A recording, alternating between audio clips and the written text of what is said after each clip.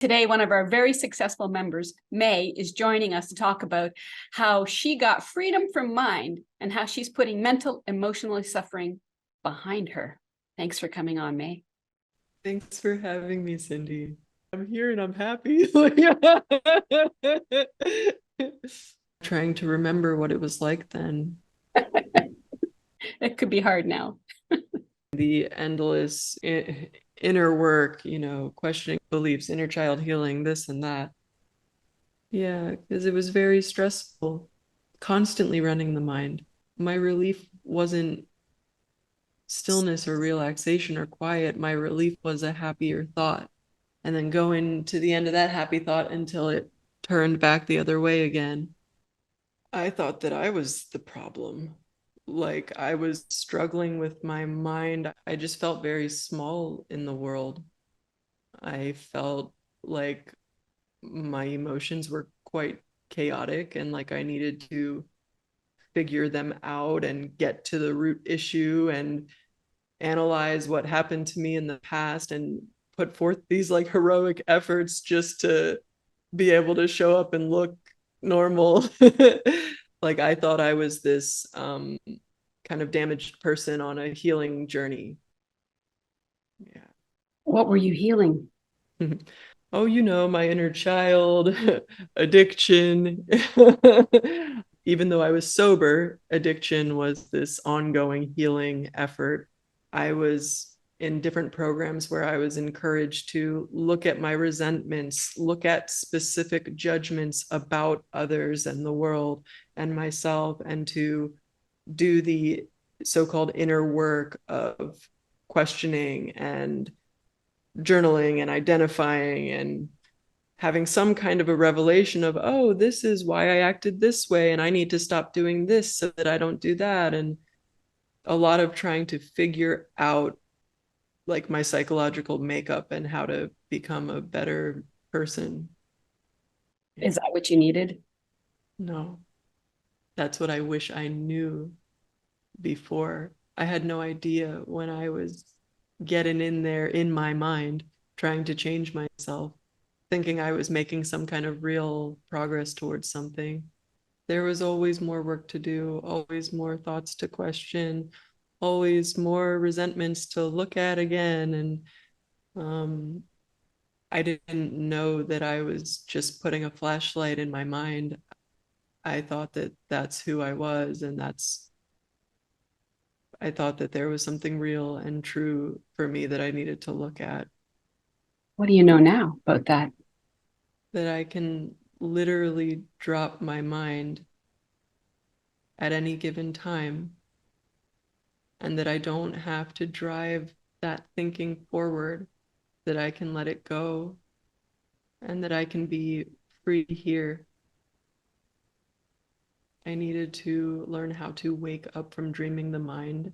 I needed to understand that dreaming the mind was what was happening, that I wasn't going into any real past, that I was having those thoughts and movies here now. It was happening now. It wasn't the past. It was thinking happening now. Instead of looking at the content of thought, I needed to learn to look at the phenomena of thinking itself and get some distance from it.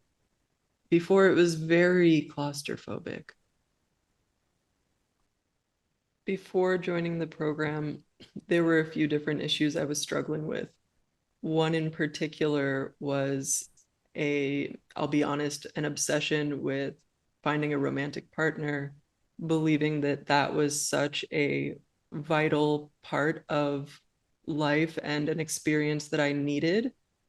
And the way that I was approaching that was not successful and causing pain and suffering in my own mind and thinking, of course. But I also, the way I was acting in reality was not supportive of finding a healthy relationship. So a lot of stress around that in particular, um, body image, just general perception of myself, and relationship with my parents, struggle there for sure, and just wasting a lot of time in my mind on a daily basis. Did you know that then? No. I mean, I did on some level. Like, of course, I felt the stress, but I was using other methods that kind of swapped an unhappy story for a happier story. And there was some belief that I was getting somewhere or doing okay, or if I just kept doing these methods, then it was all going to click one day. I was really on my way to happiness. The mental emotional work I was doing outside of your program was not getting me the results that I knew I needed, that I didn't know specifically were possible, but I knew that I was still suffering, even though I was in multiple communities for healing and transcending mental emotional suffering. So you tried a lot. Yes. Yes. Why did you choose our program specifically over others? Because the others weren't working. And I found yours, and there was something that really resonated, that was explained in a way that I hadn't heard anyone else speak. I had this unsuccessful attempt at relationship. Instead of my attention split between trying to pursue this relationship and, oh yeah, I'll check out this work that might like make me feel a little better. It's like I went totally into the work that might make me feel a lot better, as it turns out. I didn't even know that something like this was available, but I had the sense that I had been looking for something like this for a long time. Seeing some of the success stories very early on, I was like, whoa, like those are some pretty powerful testimonies of change in people's lives. And so that piqued my interest. I had found your work on YouTube, and I followed through an alchemy session you did with someone, and I shifted state just in watching that. And so I was kind of in the shadows watching your work, like vaguely, like I was still very involved in other programs, and that's where my energy and attention was going. And then I found out that you had this program running that focused on feeling better before looking at whatever the troubling situation was. Whereas in the past situations, I was already feeling bad. And then there were times where where I felt worse. Looking at these situations, it's like, oh gosh, maybe I was wrong about the situation. Maybe actually I was unkind, or I was judgmental, or I was this. That was really hard. It felt like being punished almost, and or like punishing myself. And with this work, I was able to see that I could feel better first, and that I could have a perspective change, and that I wasn't bad or guilty for having felt a certain way at a point in time. I left another community that I was a part of where I was doing work that was not getting me the results that I needed. And so that freed up a lot of time and energy as well. A lot that I didn't need to be doing and didn't know that I didn't need to be doing. I've stopped stepping on the scale nightly. I'm done with stepping on the scale. I have a better relationship with food and eating. I'm no longer on dating apps. And I don't wish to be. And There's no desperation, no need to find somebody, be with somebody. no, and well, actually, this is probably the coolest result. What that just brought up for me is that, and I've said this to you before, that for the first time in my entire life, I enjoy silence, and I know how to access silence. I know how to sit and open and be still and present, stop running the mind. There's no need to grab anything from there. And it's like if I were to meet a partner, it's like it would have to be a really harmonious connection for me to be willing to have a partner. It's no more codependency, no more I'll be this way so that you give me that. It's like no.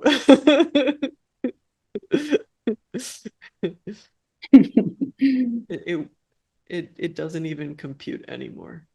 But I remember what it was like to want a partner so badly that I would not be authentic. And maybe get involved with one that you kind of feel you Oh should. yeah. Yeah, like forget my values. This person is really attractive and has all these great, wonderful qualities. Oh, they're so great.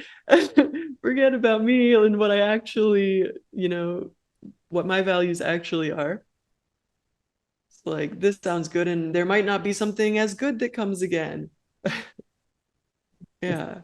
It's often expressed in terms of like, I stopped doing this, I stopped doing that, I stopped doing that, things falling away. I used to struggle pretty badly with picking at my skin, like picking at my acne.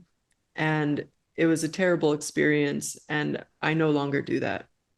And I had been trying to address that for a long time, a long time. I don't even have to think about it or worry about it. My skin is so much nicer. It's awesome. I was able to leave my recovery program and not relapse. I don't identify as an addict anymore. With the old methods that I did, so like I would be so involved in content that I would believe that I needed to take those specific thoughts, put them down on paper, and figure something out somehow. Like here I am thinking about my ex. Oh, well, this must mean something that I need to figure out about myself. Wow. Just another dream, right? Yeah, the word convoluted comes to mind. Yeah. And no way out. Yeah. Because the mind is infinite in its creativity and it'll give you more and more and more of whatever you ask for it. And I didn't realize, like, I believed that I had to, in some sense, like see these beliefs and memories to like some point of completion, and then they could be let go of. Very popular, today in a lot of different kind of new age methodologies and psychologies. And I didn't know that I was actually telling my mind, give me more of this, give me more of this, give me more of this by Right. spending time with that. I thought that that was what I had to do. God. So many people. That's why I'm willing to speak about this. I mean, I'm willing to speak about this for so many reasons, but this isn't exactly like a glamorous thing to talk about. But I know that I was not the only one buying into all of that. Absolutely. Yeah. Neither was I. That's why I started talking about it too, Mm. so that people can get what they actually want, which is peace of mind, not more mind. Yeah. Yeah, and I didn't know that I could be happy without getting what I thought I wanted or seeing my issues to completion. Whatever that is. When my does never my never ending issues in the mind. right? Because the mind is Yeah. never ending, right? Yeah. So what is completion? Where does that happen? Yeah. These new age ideas just kept us on the hamster wheel going round and round. Yeah, I didn't learn how to stop thinking. If I'm honest, I didn't even know it was possible. Yeah, you I probably was didn't know that you were thinking, No, I was even believing that I was meditating, but using thought in meditation. right? And I even started to instruct others in learning this as well until again I found your work and I was like, oh, I can no longer offer this to people. I can no longer try to teach this because in my direct experience, there's something that is a lot better. Yeah. The value of getting real over using the imaginary mind. Eh? And the ability to know the difference, to actually know the difference. It's priceless. Yeah. And it's permanent. It's a final end to the problems instead of perpetuating them. Mm. Yeah, it's like it waking up doesn't stop working.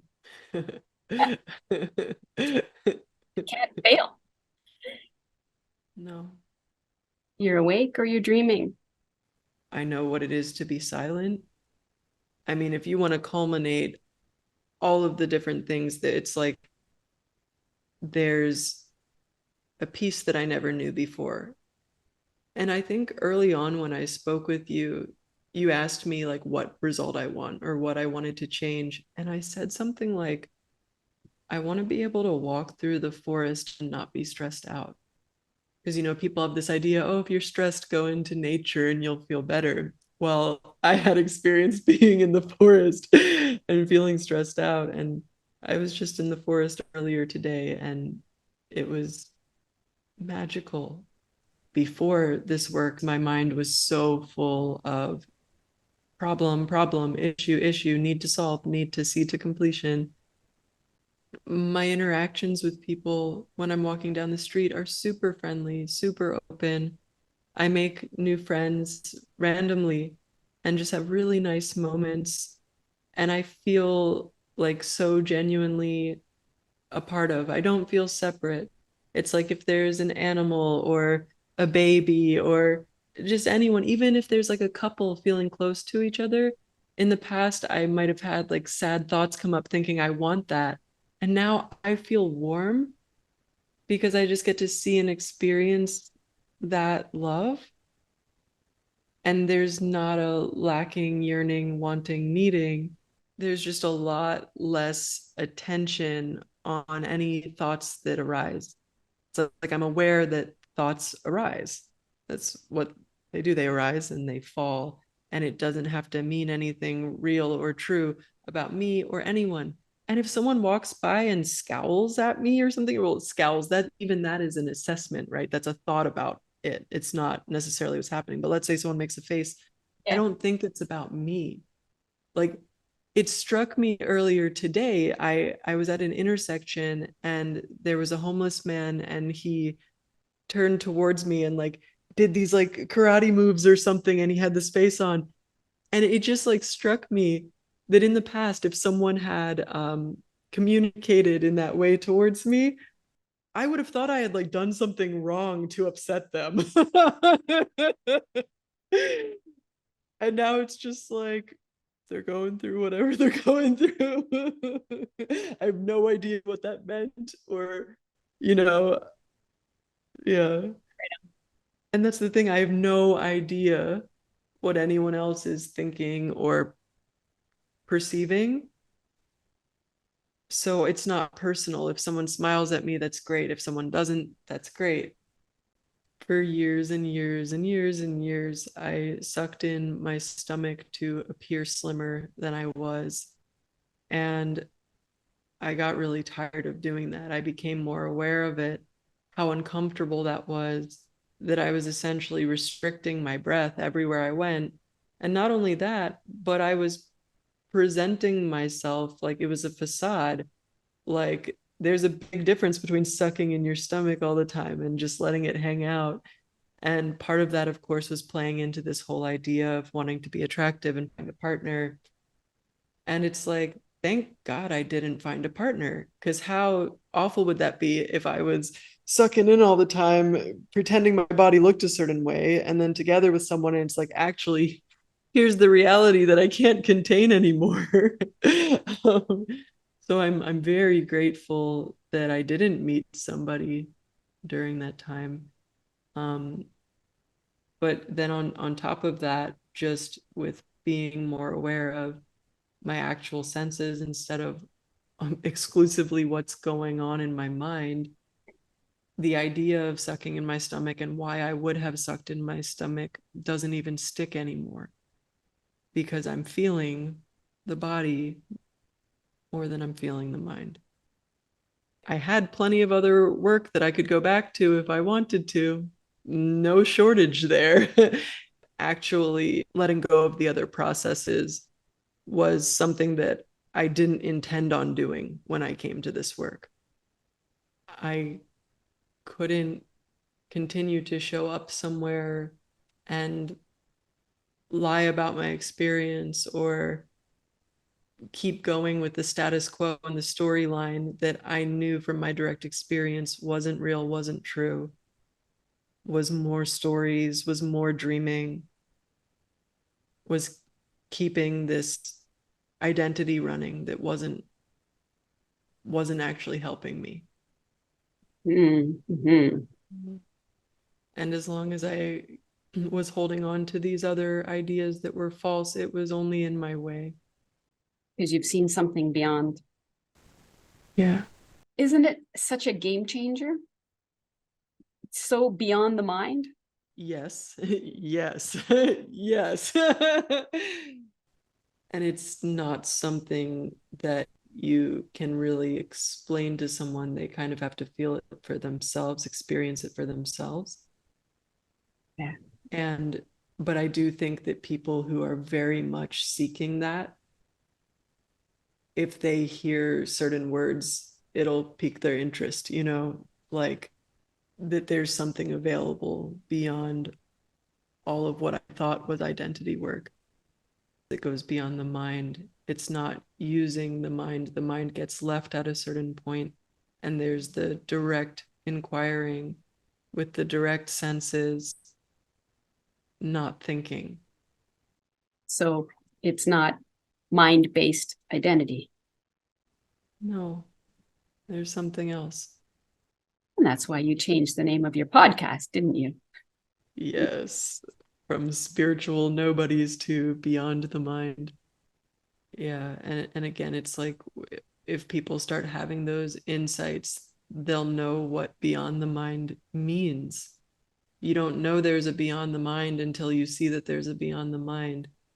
And before this work, I thought I was going beyond the mind, but it was just like a conceptual beyond the mind, a conceptual, spiritual, enigmatic self Story, right? story. Story. A spiritual mental story, right? Yeah, yeah. Mm, more identified by, oh, I feel calmer and more peaceful and a little better right now, instead of really like what's at the heart of experience. Mm-hmm. Totally different. Yeah. So that's probably the big differentiator in this conscious awakening work is that it's the insights that you have beyond the mind. Yes, it's not in or of the mind. You don't have to mess with your stories, and you don't have to believe that you have to resolve your past.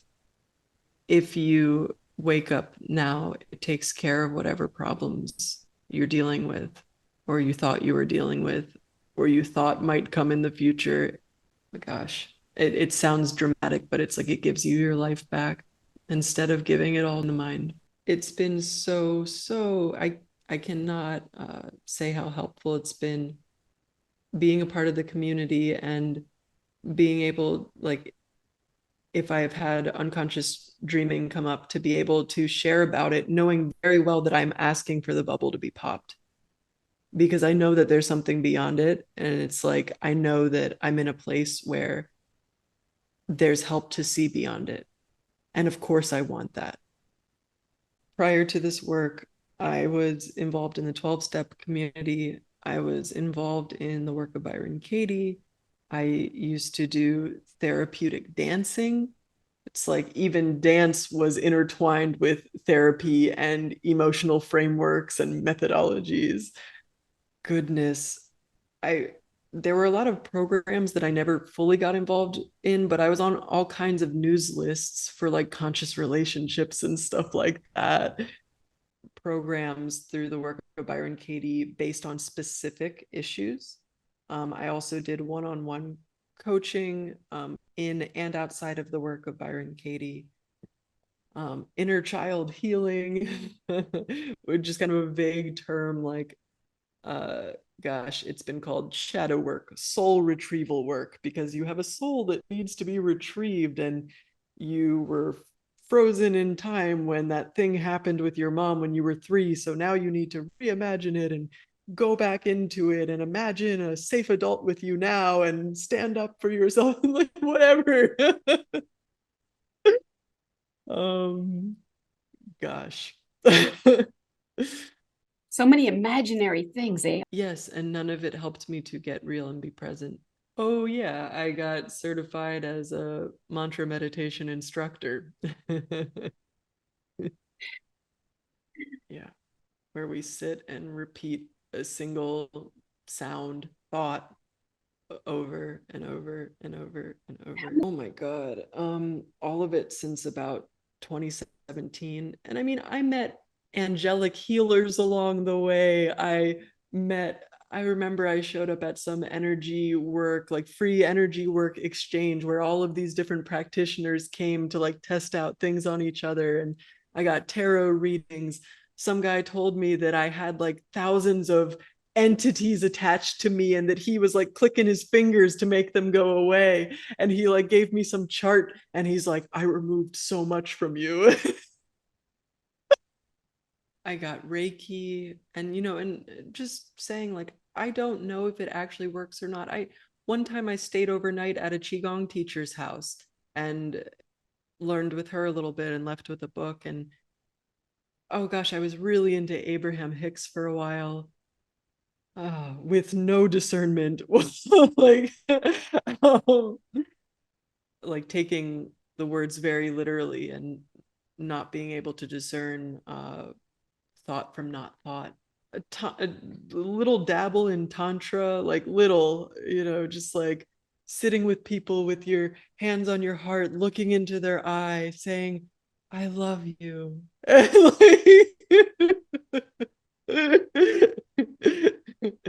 we're laughing now. I know, but these things, they all brought you to this point, right? So we thank them and Absolutely. yeah, can let them go and move on. And when you come to the point that you realize that it's not getting you anywhere, right? Goodness, coming to the point of realizing it wasn't getting me anywhere. Nothing was fundamentally changing. My stories changed. I briefly had different ideas about myself. I get really whacked out on the mind, which I now understand is unconscious dreaming, and then use something to kind of bring me back to like, okay, I'm okay, everything's okay. Maybe it's not what I thought it was. Like, I can do this, and then go back off. um, and the game changer is knowing that none of that is real and that all of that is the mind. It keeps growing. Like, it's not one thing, it's so many things. I can point out like every part of my day is different, because if I catch myself off in thought, it's like, oh, come back, come to my senses. And it's like, wow, there's a peace and relaxation available here, literally always, if I'm awake to it. And I know how to wake up. And every time I revisit one of the tools or practices, I get deeper insight. It becomes clearer. There's always more learning, and it's only going in a positive direction. It's not like the kind of learning like, well, I don't. What you're describing is a deepening. You have continual gain. It's a deepening. It's good. Yes. Yeah. So you come to these works for a purpose, for a reason. And we start them because we think we're going to get A. But the thing about this work is when you come to this work, what you don't know you really needed was B. And B gave you A and a whole lot more. And a whole lot more. Oh my God. Cindy, I used to think that repeating numbers meant that like, oh my God, there's angels that are here for me. Like, oh, 31313 on a license plate. It means that I should get back with my ex-boyfriend. Oh boy. You've really, really done a number for me, Cindy. The real number. I'm done. I'm done. The real number, one without a second.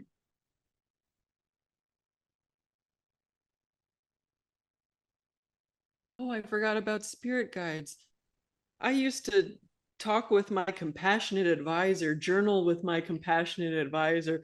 Oh, I have this problem. And then, like, oh, dear sweet May, you have within you everything you need to, like, and it was just my mind with my mind. Yeah, right. You don't want to go back to any of this, do you? No, God. I used to do plant medicine also. I'm just remembering more and more. I used to sit in a freaking sweat lodge, sweating my whole body off on drugs to try to fix something. Like, Yeah. And you know what? There's nothing wrong with relaxing or meditating or sweating. Where we go wrong is in the mind. We think, spiritual stories. yes, the spiritual stories. I call it BSS, built on spiritual stories. This is it's in the mind, of course, dreaming and thinking the mind that this is going to do something for me. It's the same thing as any addiction to any substance. It's an addiction. The belief that this is going to do something for me is what addiction is. And it doesn't matter if it's relationships, alcohol, drugs, or sweat lodge. We are addicted to the mind, and that's what keeps us in the mind, thinking the thought that something is going to, this is going to give me that. And we're here to radically say, no, it's never been that way. It'll never be that way. Dreaming must end. God, see what's so incredible about your work is it's like the same message that the sages have given, but it's so direct and so teachable. It's somewhat teachable. This is the challenge that you and I were talking about earlier. Is it teachable? It's pointable. It's not teachable, right? It's through these conversations that trigger conscious awakening. And you can't get these anywhere else that I know of. You're not going to have a teacher nowadays, and it's very rare. There are some that do interact with people one-on-one in group scenarios, but are they talking about conscious awakening? Are they talking about your true identity?